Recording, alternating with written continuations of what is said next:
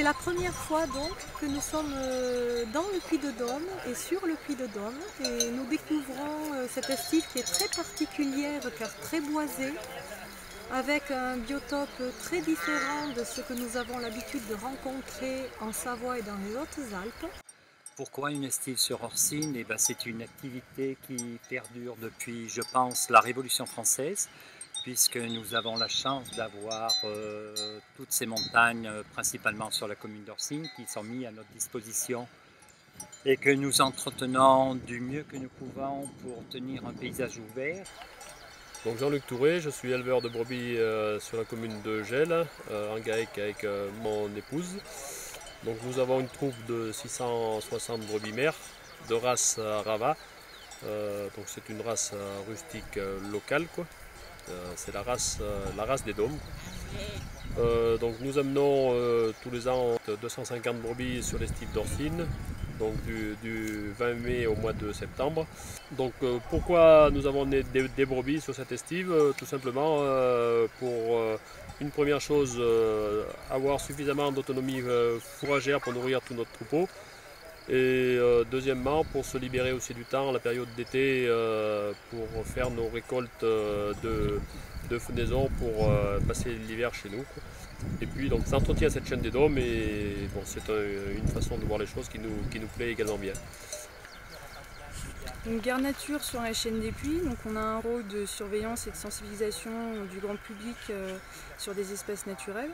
Et particulièrement sur le secteur de la chaîne des Puys où la plupart des randonneurs se concentrent sur la zone d'estive qu'il y a entre le Puy-de-Dôme, le Pariou, le Puy-de-Jume, tous ces espaces qui sont des puits mais aussi des zones d'estive pour des troupeaux.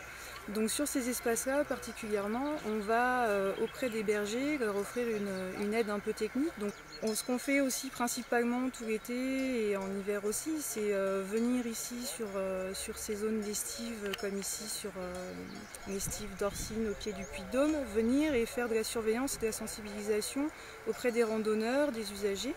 Et par exemple faire respecter aux randonneurs la cohabitation avec les troupeaux, donc leur rappeler qu'il faut évidemment avoir toujours leur chien en laisse quand on est dans une zone d'estive.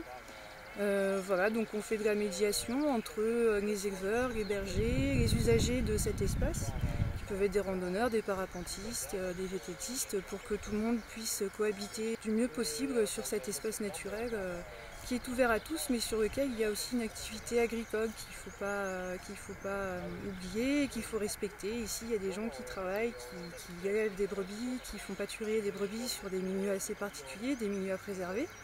Et le rôle des bergers et des troupeaux sur la chaîne des Puys, c'est évidemment de préserver ce milieu, de l'entretenir par le pâturage. Et donc nous, au Parc des Volcans, en tant que Garnature, voilà, on est là pour les aider dans cette tâche-là et faire en sorte que ça se passe le mieux possible, qu'il n'y ait pas de conflit d'usage.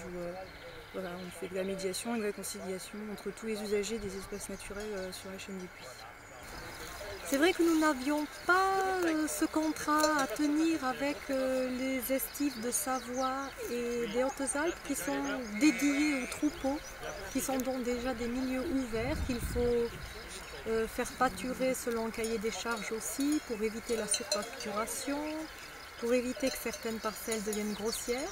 On retrouve cela ici, avec en plus le côté très touristique, qui est assez stressant, il faut dire, pour un berger, car c'est un dérangement permanent pour les troupeaux.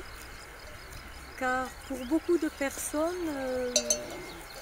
un troupeau, bon, les gens ne savent plus qu'une brebis est un animal peureux, très grégaire, qui a besoin de beaucoup de tranquillité.